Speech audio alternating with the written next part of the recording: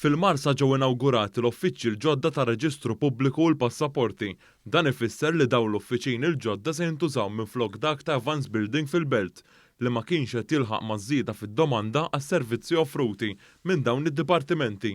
Il-kap eżekuttiv ta' Identity Malta, Anton Sevasta, għall il-pubbliku jixraqlu li jkun moqdi kif xieraq filwaqt li l-ħaddiema jaħdmu f'post attrezzat u adekwat. Għal kif ħafna mis-servizzi qed jingħataw online, iżda mhux se jintesu dawk li jmorru fil-binja servizzi. Ma rridux ukoll ninsew dawk is-servizzi illi il-klijenti tagħna ikunu jridu jiġu għalihom b'mod personali.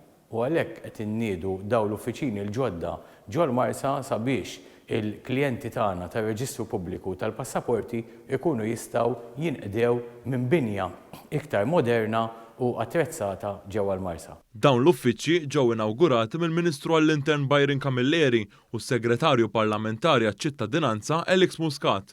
Il-Ministru Byron Camilleri qal kif pajjiżna ma jistax ikollu qasam tal-intern b'saħħtu jekk ma jkomplix itejjeb, isaħħaħ u jimmodernizza s-servizz mogħti minn aġenzija bħal Identity Malta.